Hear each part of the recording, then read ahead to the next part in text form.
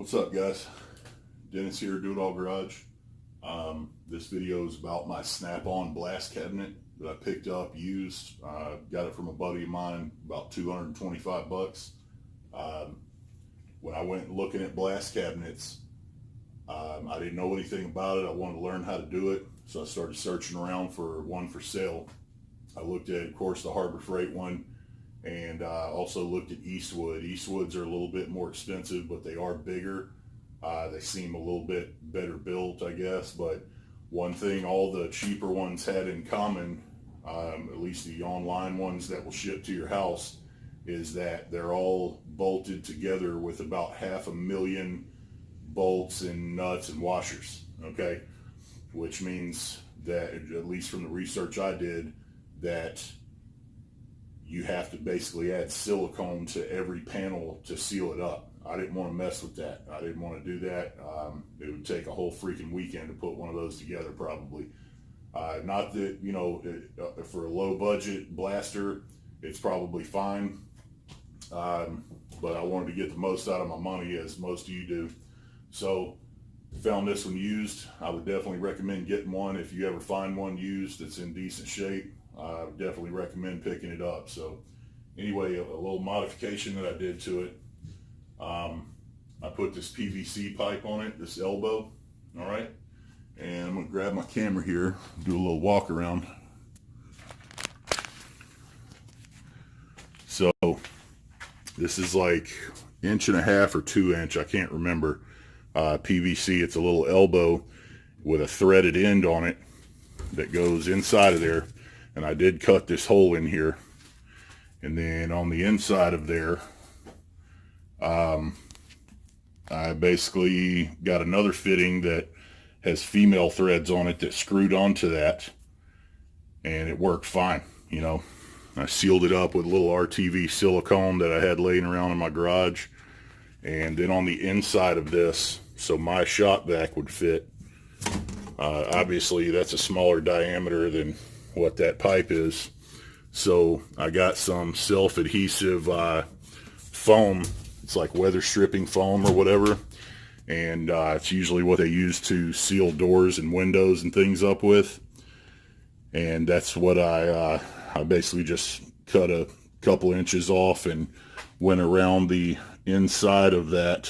That way this hose would fit up in there snugly and not fall out.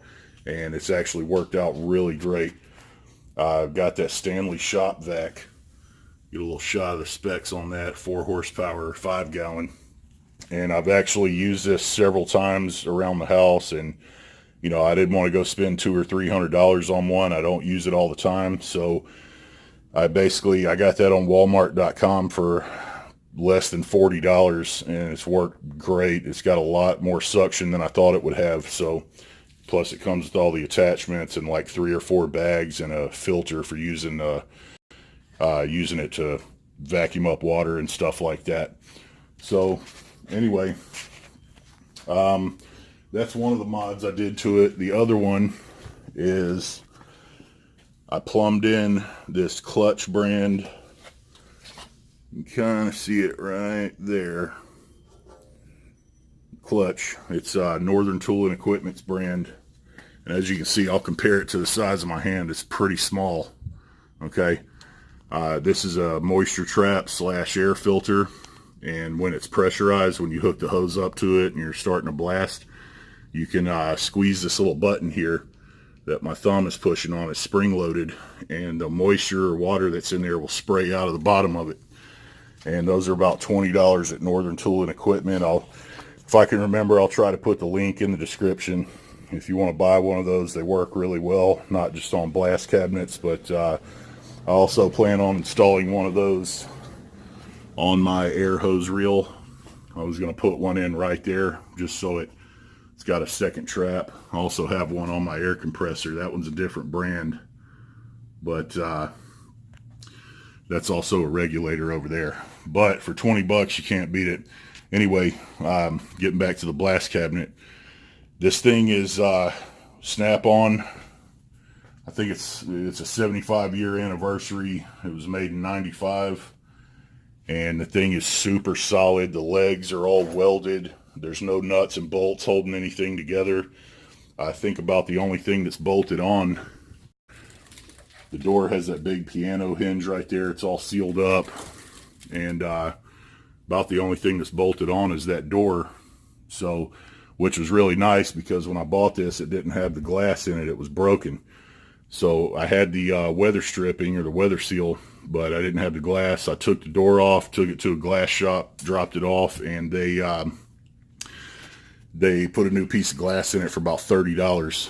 Now, right here, we had this vacuum or dust collector that it came with from the factory, and I plugged this sucker in. I actually had to replace this switch in here first, and once I did, I plugged this thing in, got ready to start blasting and everything, and the thing worked for about 3 or 4 minutes and shut off, and it won't turn back on. And instead of spending a bunch of valuable time and energy and money trying to mess with it and fix that thing or replace it, I got my drill and die grinder out and made a hole, put about $3 worth of PVC in it, a little bit of foam and sealant right there, problem solved.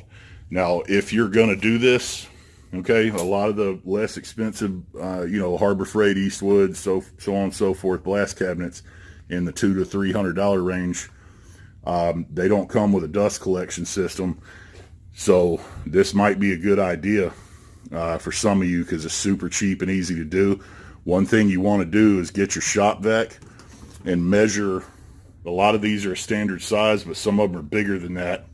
You want to measure the size of your hose that all your attachments go onto on your particular Shop-Vac, because you want to make sure it's smaller than the PVC pipe you get. That way you can line it with some foam, and it'll have a nice tight fit up in there. It'll hold it in there, and it'll also help to seal it so you don't have, so it's not sucking in air from here. It's only sucking in air out of the blast cabinet.